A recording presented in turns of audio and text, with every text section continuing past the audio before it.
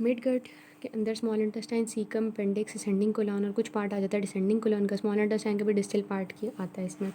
इसके अंदर जो होती है, इसकी जो सप्लाई होती है वो इसकी जो सप्लाई होती है वो सुपीरियर मेजेंटेरिक आर्टरी दे रही होती है। हर्निएशन, इसके अंदर फिजियोलॉजिकल हर्निएशन पाई जाती है। मिड गट जैसे जैसे एलोंगेट करती है तो वो एक वेंट्रल यू शेप्ड लूप बना लेती है। ठीक है, ये जो वेंट्रल यू शेप्ड लूप होता है ये एक्स्ट्रा एम्ब्रियोनिक सीलोम के जो रैमनेंट्स होते हैं उनके अंदर प्रोजेक्ट करता है। Beginning of the 6th week के अंदर ये फिजियोलॉजिकल हर्निएशन हो रही होती है। ये जो लूप होता है ये फेलो एंटेरिक डक्ट के थ्रू अम्बिलिकल वेसिकल के साथ कम्युनिकेट कर रहा होता है।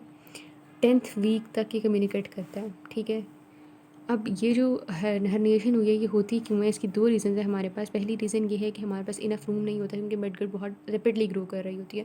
दूसरी रीज़न ये होती है कि लिवर किडनी जो होती हैं बहुत ज़्यादा रैपिडली ग्रो कर रहे होते हैं, ज़्यादा जगह उन्होंने ही ली होती है।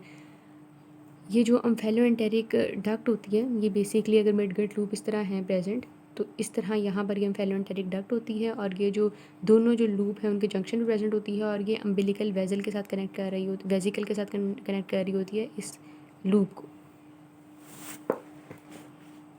हम यहाँ पर देखें तो ये है हमारे पास अम्फेलो एंटेरिक डक्ट और ये हमारे पास है लूप और ये है अम्बिलिकल वेजिकल। तो ये लूप को किससे कनेक्ट कर रही है, अम्बिलिकल वेजिकल से। This is the omphalo enteric duct.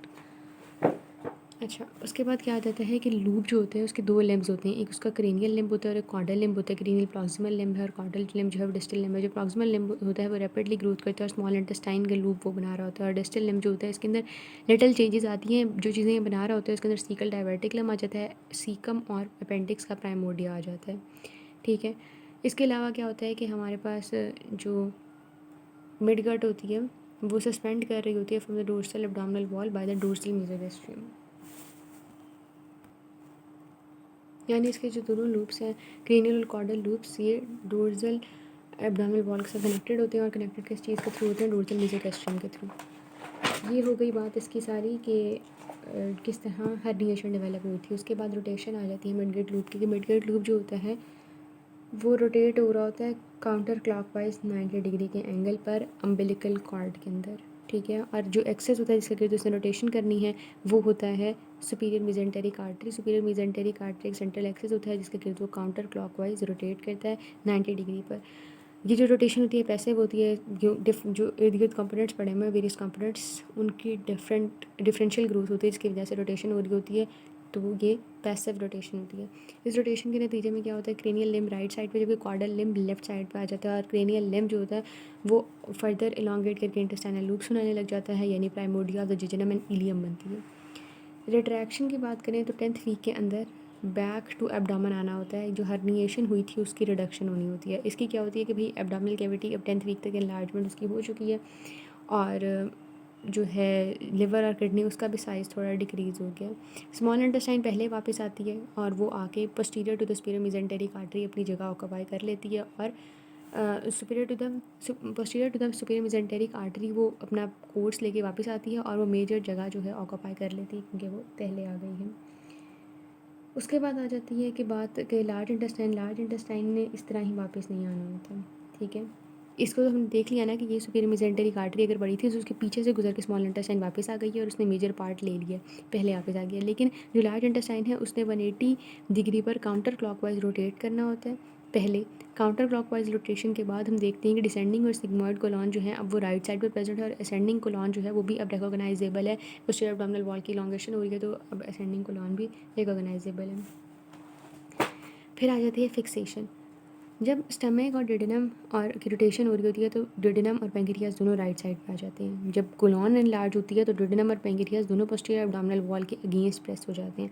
इन दोनों चीज़ों के नतीजे में क्या होता है, ये इसकी स्टमक और डिडेनम की रोटेशन और एनलार्जमेंट ऑफ कोलॉन के नतीजे में कि ज़्यादातर जो डोर्सल मेजेंटरी होती है वो एब्जॉर्ब हो जाती है, जिसकी वजह से जो डिडेनम होता है उसका सिवाय पहले पार्ट के बाकी जो पार्ट्स होते हैं उनकी कोई मेजेंटरी नहीं होती और पेंक्रियास के हेड की भी जो है वो भी रेट्रोपेरिटोनियल ही पड़ा होता है।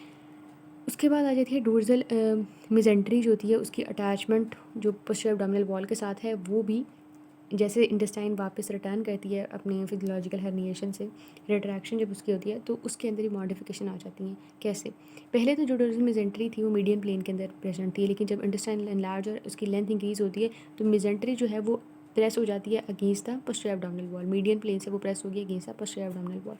यानी जो मेजेंट्री है असेंडिंग कोलॉन की अगर हम बात करें तो असेंडिंग कोलॉन में भी उसी तरह की बात आ जाती है जिस तरह की बात हमने ऊपर पढ़ी कि होता क्या है कि असेंडिंग कोलॉन की जो मेजेंट्री होती है वो जो पेराइटल पेरिटोनियम होती है एब्डोमिनल वॉल की उसके साथ फ्यूज़ करती है और डिसअपेयर हो जाती है मेजेंट्री, यानी असेंडिंग कोलॉन आ गई रेट्रोपेरिटोनियल। जिजिनम और इलियम की जो मेजेंटरीज होती हैं वो रिटेन रहती हैं, ठीक है। इसका भी यही आ जाता है कि पहले वो मीडियन प्लेन के अंदर होती हैं और पोस्टीरियर एब्डोमिनल वॉल के साथ अटैच होती हैं। असेंडिंग कोलॉन की जो मेजेंटरी डिसअपेयर होती है तो जिजिनम और इलियम की जो मेजेंटरी होती है वो उसकी जो लाइन ऑफ अटैचमेंट होती है, fan shape line of attachment होती है, वो चेंज होती है थोड़ी सी, ठीक है।